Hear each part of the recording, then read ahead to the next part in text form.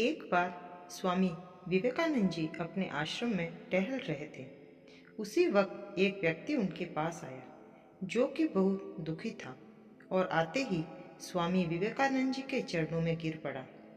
वह बहुत हताश था और बोला, महाराज, मैं अपने जीवन में खूब मेहनत करता हूँ, हर काम खूब मन लगाकर करता हूँ, फिर भी आज तक मैं कभी सफल व्यक्ति नहीं बन पाया। स्वामी जी उस व्यक्ति की बातें बहुत ध्यान से सुन रहे थे। थोड़ी देर ठहरकर स्वामी जी ने कहा, ठीक है, तुम मेरे पास आए हो तो मैं तुम्हें इस समस्या का हल ज़रूर बताऊंगा, पर थोड़ी देर लगेगी। तब तक एक काम करो, तुम इस पालतू कुत्ते को थोड़ी देर तक घुमा कर लाओ, तब तक तुम्हारी समस्या का समाधान भी मैं ढूंढ लूंगा। कुछ देर बाद वह व्यक्ति उस कुत्ते को लेकर आया और स्वामी जी के पास आकर खड़ा हो गया। स्वामी जी ने पूछा कि ये कुत्ता इतना हाँफ क्यों रहा है, जबकि तुम थोड़े से थके हुए भी नहीं लग रहे हो। आखिर ऐसा क्यों हुआ?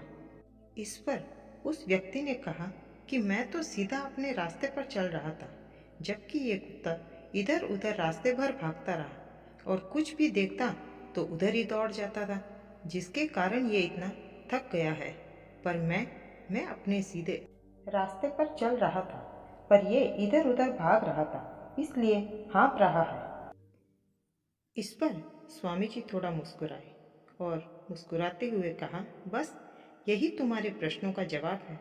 तुम्हारी सफलता की मंजिल तो तुम्हारे सामने ही होती है, लेकिन तुम अपने मंजिल की बजाय इधर उधर भागते हो, जिससे तुम अपने जीवन में कभी सफल नहीं हो पाए।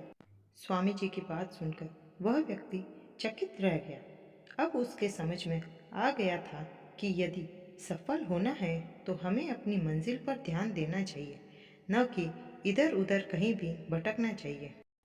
स्वामी जी की ये शिक्षा हमें भी याद रखनी चाहिए। जो कुछ भी हम बनना चाहते हैं, हम उस पर ध्यान नहीं देते हैं और दूसरों को देखकर वैसा ही हम करने लगते हैं, जिसके कारण हम अपने सफलता की मंजिल के पास होते हुए भी दूर भटक जाते हैं। इसलिए अगर जीवन में सफल होना है तो हमेशा हमें अपने लक्ष्य पर ध्यान केंद्रित करना चाहिए।